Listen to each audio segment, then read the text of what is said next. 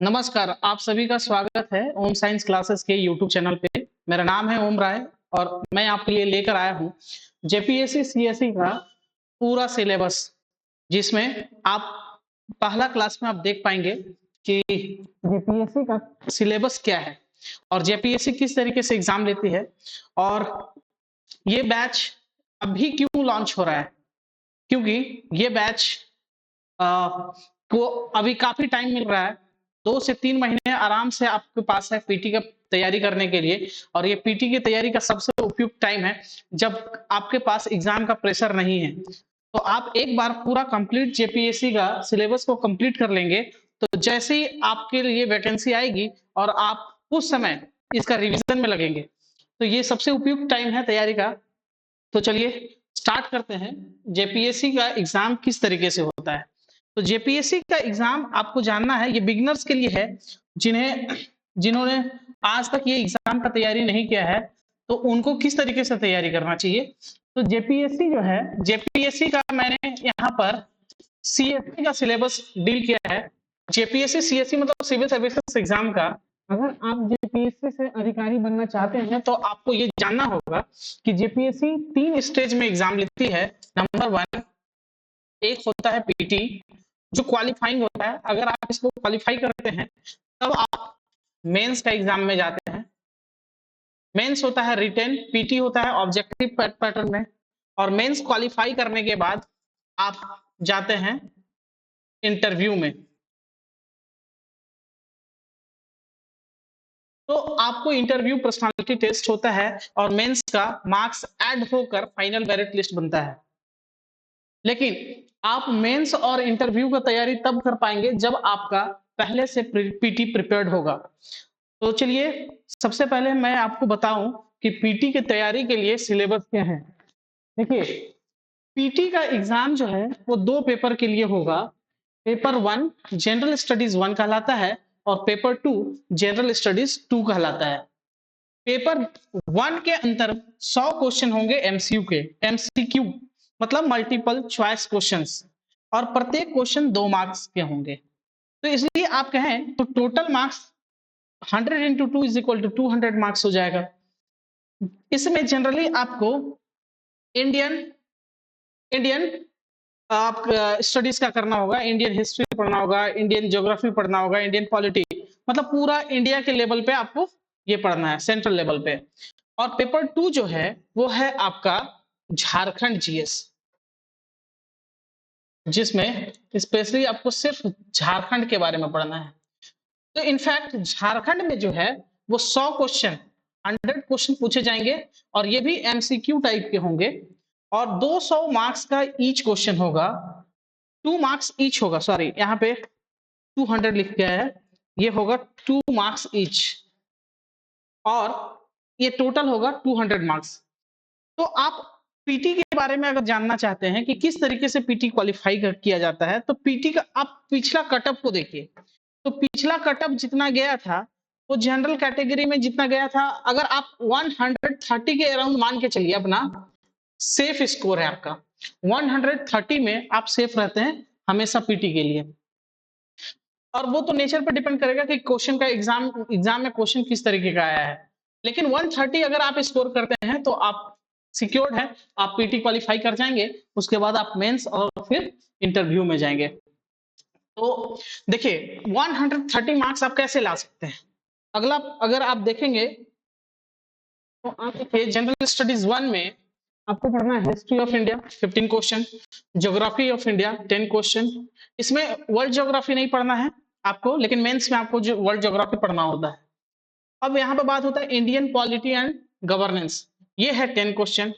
Economic and sustainable development से भी 10 question पूछे जाएंगे। साइंस एंड टेक्नोलॉजी से 15 क्वेश्चन है, मतलब वेटेज अच्छा है साइंस एंड टेक्नोलॉजी का। झारखंड स्पेसिफिक क्वेश्चन यहाँ पे भी देखिए। पेपर 1 जो पूरा इंडियन कल्चर को लेके चल रहा है, पूरा इंडियन जनरल स्टडीज को लेके चल रहा है, लेकिन इसमें झारखंड स्पेसिफिक क्वेश्चन 10 क्वेश्चन और आ जाएगा। उसके बाद अब देखिए national and international current events, इससे 15 क्वेश्चंस पूछे जाएंगे। और general questions of miscellaneous nature, इसके अंदर 7-8 टॉपिक दिया गया है जिसमें आपको वो पढ़ना है। तो जेपीएससी का सिलेबस अगर देखा जाए तो पूरे इंडिया में जितने भी पीसीएस एग्जाम होते हैं, उन सभी एग्जाम में से सबसे आसान सिलेबस है और सबसे डिस्क्रिप्टिव फॉर्म में, मतलब जो डिस्क्राइब किया हुआ है, इसलिए इसको हम आसान बोल रहे हैं। ऐसा नहीं है कि ये बहुत आसान है, लेकिन ये पूरा डिस्क्राइब किया हुआ है, यही इसका सबसे बड़ा मुख्य बात है। तो आप देखिएगा कि ये सारा कवर करते हैं तो 100 क्वेश्चंस होंगे और ईच क्वेश्चन कंटेन्स 2 मार्क्स, तो आपका टोटल हो जाएगा 200 मार्क्स। अब देखिए झारखंड का वेटेज को समझिए। तो जिस तरीके से हिंदी और इंग्लिश में दिया हुआ है आपका साइट में सिलेबस, उसी सिलेबस को मैंने यहाँ पे उतार दिया है। इसीलिए आप ये मत सोचिए कि आपको इंग्लिश और हिंदी यहाँ पे दोनों को मिल रहा है। जब आपको नोट्स देखेंगे, आप नोट्स देखेंगे तो इसका हिंदी इंग्लिश दोनों मीडियम में आपको मिलेगा। तो सामान्य अध्ययन पे पत्र 2, इसके अंदर झारखंड का इतिहास में से 8 क्वेश्चन होगा, झारखंड आंदोलन। इसको अगर हम फिर आगे बाइफरकेट करेंगे तो और इसके अंदर डीप में जाएंगे तो 1 क्वेश्चन आएगा किससे, 2 क्वेश्चन किससे आएगा, ये भी डिस्क्राइब किया हुआ है। मतलब पूरा ब्लूप्रिंट आपको दिया हुआ है कि यहाँ से क्वेश्चन पूछे जाएंगे और 95% 97% आप कहें तो जेपीएससी इस पैटर्न को फॉलो करती है पीटी एग्जाम में। तो झारखंड का इतिहास, झारखंड का आंदोलन, झारखंड की विशिष्ट पहचान, झारखंड लोक साहित्य नृत्य संगीत, मतलब यहाँ पे अब जो देख रहे हैं जो लिखा हुआ है झारखंड खेल कूद, इसमें से आपको टोटल क्वेश्चन पूछे जाएंगे 100 और जो 100 क्वेश्चन होंगे वो भी 200 मार्क्स के होंगे। तो झारखंड के भूमि संबंधी कानून जिसमें सीएनटी, एसपीटी और अदर जो एक्ट्स हैं उनके बारे में पढ़ना है। 1947 मतलब जब भारत आजाद हुआ उसके बाद झारखंड राज्य, मतलब जब बिहार के साथ भी अटैच था, तो इस एरिया का किस तरीके से आर्थिक विकास हुआ, उसका इतिहास और झारखंड का भूगोल, ये 10 मार्क्स का क्वेश्चन है। अगर आप देखें तो पिछले वाले स्लाइड्स में आप इतना सारा कुछ पढ़ने के बाद आपका बहुत ज्यादा क्वेश्चंस नहीं होता, लेकिन आप इधर वाले पार्ट में देखिए तो 12 क्वेश्चन, 10 क्वेश्चन, 6 क्वेश्चन, ऐसा बड़ा बड़ा क्वेश्चन और छोटा छोटा टॉपिक, आसान टॉपिक। इस टॉपिक को लगता है स्टूडेंट्स को कि ये टॉपिक बहुत ही कठिन है, लेकिन ये टॉपिक का कुछ कोर पॉइंट है, अगर आप उस कोर पॉइंट्स को समझ जाते हो तो आपको बहुत ही आसान लगेगा। इसमें कुछ भी एक्स्ट्रा नहीं करना है। सीएनटी, एसपीटी के लिए आपको बहुत ज्यादा मेहनत करने का जरूरत नहीं पड़ेगा। जिस तरीके से मैं बताने का प्रयास करूंगा आपको लगेगा कि हाँ सीएनटी, एसपीटी बहुत ज्यादा टफ नहीं है। भले ही ये कानून है, लेकिन कानून पढ़ने का तरीका होता है, तो उस तरीके से मैं बताने का प्रयास करूंगा। झारखंड की औद्योगिक नीति विस्थापन और पुनर्वास नीति, मतलब इधर वाला पोर्शन में आप देखेंगे तो कुछ लॉज है, नीति है, योजना है, उसी तरीके से आपको ये टॉपिक्स पढ़ना है। तो यहाँ पर आप देख रहे हैं कि 1947 के बाद झारखंड की औद्योगिक नीति, विस्थापन नीति, पुनर्वास नीति एवं अन्य नीतियां क्या है, झारखंड के प्रमुख उद्योग का नाम, स्थान तथा औद्योगिक विकास क्या है, झारखंड की प्रमुख योजनाएं, उपयोजना क्या है, झारखंड के जंगल संबंध प्रबंधन एवं वन्य जीव जंतु संरक्षण कार्य। तो आपको यहाँ पर टोटल कवर होता है 100 क्वेश्चन प्लस 1, वहां पे पेपर 1 में भी आपको 10 क्वेश्चन देखने के लिए मिलता है। तो टोटल आपका क्वेश्चंस होता है 110 क्वेश्चंस। 110 क्वेश्चंस जो है वो आपका कहां से कवर हो जाएगा, झारखंड से। अगर आप पूरा झारखंड कवर करते हैं तो पीटी पढ़ने का तरीका मैं बता रहा हूं कि झारखंड अगर आप पूरा पढ़ते हैं और आपका इसमें 70 प्लस मार्क्स जाता है, 70 प्लस, तो सिर्फ झारखंड पढ़ के आप 70 प्लस मार्क्स ला सकते हैं। सिर्फ इस क्लास को पूरा करेंगे तो आपका 70 प्लस ऐसे ही आ जाएगा। प्लस अगर आप थोड़ा एफर्ट और लगाएंगे तो इसमें 80 90 तक जाना कोई बहुत बड़ा बात नहीं होगा। प्लस आप पेपर 1 में सिर्फ 50 टू 60 क्वेश्चंस कर लेते हैं, 60 क्लास क्वेश्चन, तो आप क्वालिफाई कर जाते हैं। तो ये है आपका झारखंड जेपीएससी सीएससी का पीटी का सिलेबस, जिसमें आप झारखंड का सबसे ज्यादा वेटेज देख रहे हैं। ये टोटल 110 क्वेश्चन होगा और 110 क्वेश्चन, और आपको क्वालिफाई करने के लिए जनरल कैटेगरी में 130 मार्क्स काफी होगा। 130 मार्क्स नहीं, 130 क्वेश्चंस।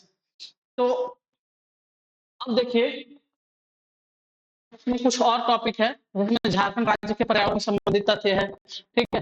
झारखंड में आपदा प्रबंधन, झारखंड के संबंधित विविध तथ्यों और समसामयिक घटनाएं, 7 क्वेश्चन।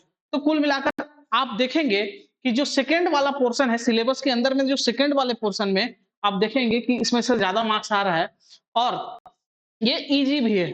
तो आप झारखंड को एकदम कोर पोर्शन को पकड़ लीजिए और अगर आपका झारखंड अच्छा हो गया, झारखंड जीके अच्छा हो गया, तो आपको पीटी क्वालीफाई करने से कोई नहीं रोक सकता है। तो चलिए आप आपको हम शुरू करते हैं पहला क्लास। थोड़ा जेपीएससी के लिए झारखंड का टॉपिक मैं शुरू करूंगा और आप देखिए यहाँ पे झारखंड का इतिहास से शुरू कर रहे हैं। तो अब जैसे जैसे हम टॉपिक के अंदर जाएंगे तो टॉपिक के अंदर हम उसको डिवाइड कर देंगे कि कितना मार्क्स का कौन सा चैप्टर से आएगा। तो झारखंड का इतिहास पहला यूनिट है और इसके अंदर आप देख रहे हैं टोटल 7 टॉपिक पढ़ना है और हर टॉपिक के अंदर एक एक क्वेश्चन दिए हुए हैं। जैसे आप देख रहे हैं मुंडा शासन व्यवस्था। अब समझिएगा, लग रहा है कि आपको झारखंड का इतिहास पढ़ना है, लेकिन ये इतिहास नहीं बल्कि ये एक तरीके का बिल्कुल एडमिनिस्ट्रेशन का मेथड है। आपको यहाँ पर किस तरीके से एंशिएंट टाइम में किस तरीके से लोग यहाँ के शासन व्यवस्था को संचालित करते थे, उनका एडमिनिस्ट्रेशन पॉलिसी क्या था, एडमिनिस्ट्रेशन पॉलिसी ऑफ गवर्नेंस क्या था, इनको हम लोग समझेंगे। इतिहास वाला पोर्शन जो है जिसमें आप देखेंगे एंशिएंट, मॉडर्न, मिडिएवल और इंडियन आप क्या कहते हैं उसको जो आपका राष्ट्रीय आंदोलन है, तो राष्ट्रीय आंदोलन में किस तरीके से झारखंड का योगदान है वो सब आप पेपर 1 में देख रहे हैं। अब यहाँ पे झारखंड का इतिहास जब पढ़ रहे हैं तो झारखंड के इतिहास में जनरली किस तरीके से झारखंड में जनजातियों के द्वारा शासन व्यवस्था संचालित किया गया जो अपने राज्य के निर्माण के लिए किया गया और राज्य को व्यवस्थित रूप से चलाने के लिए। तो इनमें मुंडा शासन व्यवस्था, नागवंशी शासन व्यवस्था, पढ़ा पंचायत शासन व्यवस्था, मतलब इनके एडमिनिस्ट्रेशन का स्ट्रक्चर क्या था, एडमिनिस्ट्रेशन किस तरीके से चलता था, इसके बारे में हम लोग जानेंगे। मांझी परगना, मुंडा बानकी शासन व्यवस्था, ढोकलो सोहर, जो बच गया उनको जातीय पंचायत शासन व्यवस्था में रखा गया, जहां से 2 क्वेश्चन पूछे जाएंगे। तो आप बेसिकली अगर देखते हैं झारखंड का इतिहास में, तो झारखंड का इतिहास में मुंडा शासन व्यवस्था का सर्वप्रथम योगदान रहा है। अगर आप समझना चाहते हैं कि मुंडा शासन व्यवस्था के अंतर्गत क्या है, तो मुंडा शासन व्यवस्था के अंतर्गत हम लोग देखेंगे कुछ इस तरीके का जो कंटेंट होगा जो हम लोग को पढ़ना होता है, जो सवाल पूछे जाते हैं एग्जाम में। तो मुंडा शासन व्यवस्था अगर देखा जाए तो ये मुंडाओं से संबंधित है और इसमें हम लोग को मुंडाओं के बारे में नहीं पढ़ना है, हम लोग को उनके एडमिनिस्ट्रेशन मेथड्स के बारे में जानना है कि उनके शासन व्यवस्था की ढांचा क्या था, ग्रामीण स्तर पर कैसा था, पढ़ा स्तर पर क्या था, धार्मिक व्यवस्था उनका कैसा था, धार्मिक व्यवस्था में हेड कौन हुआ करता था, उसका संचालन कैसे करते थे लोग। उसके बाद आप देखेंगे शासन व्यवस्था में वर्तमान स्थिति के साथ तुलनात्मक अध्ययन, मतलब आज जो हमारा एडमिनिस्ट्रेशन सिस्टम है उसमें आप देखते हैं कि गांव के बाद पंचायत, प्रखंड, जिला, राज्य, फिर देश बनता है। तो उस समय किस तरीके से हमारे एरिया में, इस क्षेत्र में संचालन होता था शासन व्यवस्था का, तो उस समय हुआ करता था ग्रामीण स्तर और पढ़ा स्तर पर। तो ये पढ़ा स्तर बहुत ही बड़ा स्तर हुआ करता था जहां पे सभी तरीके के फैसले लिए जाते थे, जहां पर आपका विधायी, कार्यपालिका और न्यायपालिका सभी तरीके के व्यवस्था हुआ करता था पढ़ा स्तर पर। तो इनको जब हम लोग स्टडी करना शुरू करेंगे तो इनके अंदर में क्या-क्या पढ़ना है वो समझेंगे। और इसमें सबसे इंपॉर्टेंट होता है, क्योंकि आपको एक क्वेश्चन पूछे जाएंगे तो एक क्वेश्चन कुछ भी हो सकता है, शासन व्यवस्था से संबंधित प्रमुख शब्दावली भी पूछा जा सकता है। जैसे आपको पूछ लेगा कि सरना क्या है, अखड़ा क्या है, शासनदीरी क्या है, हाथू का मतलब आप क्या समझते हैं। तो इन बातों को आपको समझना पड़ेगा। तो आप जब इनके शासन व्यवस्था के स्ट्रक्चर को समझेंगे तो स्ट्रक्चर के अंदर में ही ये सारे शब्दावली आएंगे। तो बेसिकली ये 3 कोर पोर्शन है जहां से मुंडा शासन व्यवस्था में सवाल पूछे जाते हैं। देखिए, तो अगर आप मुंडा शासन व्यवस्था को समझना चाहते हैं तो शासन व्यवस्था का शुरुआत कैसे होता है इसको समझना ज्यादा जरूरी होगा। ये हिस्ट्री का पोर्शन है, लेकिन मैं हिस्ट्री का टॉपिक को थोड़ा सा यहाँ पर लेकर आया हूँ क्योंकि मैं आपको चाहता हूं कि आप समझ सके कि 1947 में जब हमारा देश आजाद हुआ तब से हमारे पास आज स्ट्रक्चर है एडमिनिस्ट्रेशन का कि हमारे पास गांव है, पंचायत है, प्रखंड है, जिला है, उसके बाद राज्य है। तो इस तरीके का स्ट्रक्चर तो हुआ नहीं करता था जब 1947 में हमारा देश आजाद हुआ था। उससे पहले का बात, तो उससे पहले राजाओं का व्यवस्था हुआ करता था। तो एंशिएंट टाइम में जब झारखंड एग्जिस्टेंस में रहता था, मतलब ये क्षेत्र का नाम झारखंड तो अभी हम लोग 1947 में जब देश आजाद हुआ, 2000 ईस्वी में जब झारखंड बना, तब झारखंड का नामकरण हुआ झारखंड। लेकिन इसके इतिहास में जब चले जाएँगे तो आप देखेंगे कि इतिहास में भी झारखंड को अलग-अलग नामों से बुलाया जाता था। मतलब इस जगह का, इस ज्योग्राफिकल एरिया का कुछ न कुछ एक्जिस्टेंस रहा होगा और इस एरिया में जब लोग रहते थे, कोई समाज एक्जिस्ट करता था, तो उसका कुछ एडमिनिस्ट्रेशन सिस्टम हुआ करता था। तो उस सिस्टम को हम लोग समझने का प्रयास करेंगे। तो उस समय सर्वप्रथम जो झारखंड में राज्य निर्माण का प्रयास किया गया था। झारखंड में पहली बार राज्य निर्माण का प्रयास किया गया था, जिनका नाम था रीता मुंडा उर्फ रीशा मुंडा। इन्होंने झारखंड को पहली बार एक अ, एक तरीके का एडमिनिस्ट्रेशन संचालन के लिए एक राज्य के फॉर्म में गठन करने का प्रयास किया था। इसको आप ऐसा समझिए कि जैसे भारत देश को बनाने के लिए गांधी जी ने बहुत संघर्ष किया, लेकिन खुद प्रधानमंत्री बनने के बजाय उन्होंने पंडित जवाहरलाल नेहरू को प्रधानमंत्री बनने दिया या उन्हें नियुक्त किया।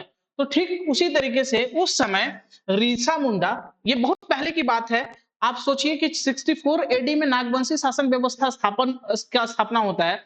उससे भी पहले 64 एडी, आज हम लोग हैं 2024 में, 2000 साल पहले की बात चल रही है यहाँ पे।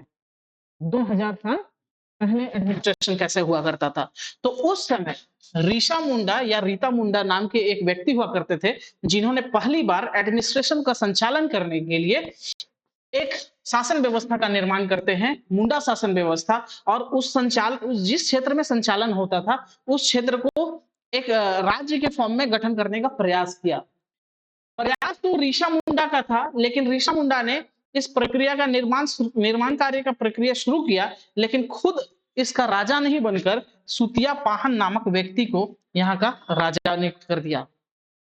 मतलब 2000 साल पहले एक व्यक्ति जिसका नाम है रीता मुंडा, उन्होंने राज्य निर्माण की प्रक्रिया शुरू करते हैं और उसके बाद वो निर्माण जब हो जाता है तो उसका राजा नियुक्त किया जाता है, किन्हें?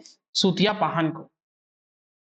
तो ऋषा मुंडा ने सुतिया पाहन को मुंडाओं का शासक नियुक्त कर दिया और नागवंशी नव स्थापित राज्य का नाम देखिए। अब यहाँ पे सुतिया पाहन के नाम पर इसका नाम रख दिया गया सुतिया नागखंड। तो अब देखिए 2000 साल पहले ऋषा मुंडा ने जिस राज्य का निर्माण करने का प्रयास किया था, उस नवनिर्मित राज्य का नाम क्या रखा गया? सुतिया नागखंड। बाद में सुतिया पाहन ने इस नव स्थापित राज्य को 7 गढ़ एवं 21 परगना में क्या कर दिया? विभक्त कर दिया। तो आगे जब चलेंगे तो आप देखेंगे कि किस तरीके से सत्ता का हस्तांतरण होता है। इनमें मुंडाओं के अंदर ऋषा मुंडा जो थे वो एक्चुअल में क्या थे? पढ़ा सरदार। वो पढ़ा सरदार थे, लेकिन खुद राजा नहीं नियुक्त होकर किसे नियुक्त कर दिया? पढ़ा राजा को, सुतिया पाहन को। और सुतिया पाहन ने अपना सत्ता किसे दिया? मदरा मुंडा को। इस तरीके से ऋषा मुंडा, सुतिया पाहन और मदरा मुंडा की तरफ ये मुंडा शासन व्यवस्था का हस्तांतरण होता रहा। ये मदरा मुंडा के नीचे आप देख रहे हैं अंतिम शासक लिखा हुआ। इसका मतलब है कि मुंडा शासन व्यवस्था यहाँ पे समाप्त हो जाएगा मदरा मुंडा में, और ये फिर अडॉप्ट करते हैं किन्हें? फनी मुकुट राय को। और फनी मुकुट राय ने प्रथम नागवंशी शासक के रूप में नागवंशी शासन व्यवस्था का स्थापना करते हैं। और ये है आपका 64 एडी, मतलब 64 एडी में नागवंशी शासन व्यवस्था का स्थापना होता है। उससे पहले झारखंड में किस तरीके का एडमिनिस्ट्रेशन सिस्टम काम करता था, यही कहलाता है मुंडा शासन व्यवस्था का प्रशासनिक ढांचा। तो आप मुंडा शासन व्यवस्था के अंतर्गत यही पढ़ेंगे कि 64 एडी से पहले किस तरीके से मुंडाओं ने अपने राज्य के संचालन के लिए किस तरीके का स्ट्रक्चर का निर्माण किया और किस तरीके से अपने राज्य को व्यवस्थित ढंग से चलाया। तो अगर आप देखेंगे आगे जाकर तो फनी मुकुट राय भी मुंडा शासन व्यवस्था के अकॉर्डिंग ही अपने पूरे राज्य का व्यवस्था को बनाए रखा है, नागवंशी व्यवस्था को। बाद में जाकर कुछ चेंजेस आते हैं, जब वहां पे मुगल का इंटरफेरेंस होता है, फिर अंग्रेजों का इंटरफेरेंस होता है। और अगर आप देखेंगे 64 एडी से लेकर 1947 तक नागवंशी शासन व्यवस्था का एग्जिस्टेंस दिखता है। तो ये बहुत ही बड़ा शासन व्यवस्था है नागवंशी शासन व्यवस्था। तो इसके अंदर में आप बहुत कुछ पढ़ेंगे, लेकिन इससे पहले नागवंशियों को कहां से मिला ये शासन व्यवस्था? ये एडमिनिस्ट्रेशन सिस्टम जो हम आप देखेंगे कहाँ पर, मुंडा शासन व्यवस्था में। तो इस तरीके से एक स्टोरी के फॉर्म में ये चैप्टर चलेगा, फिर हम लोग इसका क्वेश्चन पैटर्न करेंगे। तो अभी हमारा मुंडा शासन व्यवस्था शुरू नहीं हुआ है, ये मुंडा शासन व्यवस्था कहाँ से स्टार्ट हुआ था, इसका एक ऐतिहासिक पृष्ठभूमि देने का प्रयास किया हूं मैं, और उम्मीद करता हूं कि आपको ये समझ में आया होगा कि किस तरीके से मुंडाओं ने झारखंड में सूतिया नागखंड का निर्माण किया। बाद में जाकर ये इन्होंने अपना सत्ता स्थानांतरण करते हैं किस पर, ये फनी मुकुट राय के पास, और फनी मुकुट राय के द्वारा फिर नागवंशी शासन व्यवस्था का शुरुआत होता है। तो उम्मीद करते हैं कि आपको ये कॉन्सेप्ट क्लियर हुआ होगा कि मुंडा शासन व्यवस्था के अंतर्गत हम लोग को क्या पढ़ना है। धन्यवाद। मेरा नाम है ओम, और मिलेंगे हम लोग नेक्स्ट क्लास में फिर मुंडा शासन व्यवस्था के एडमिनिस्ट्रेटिव सिस्टम के अंदर। Thank you.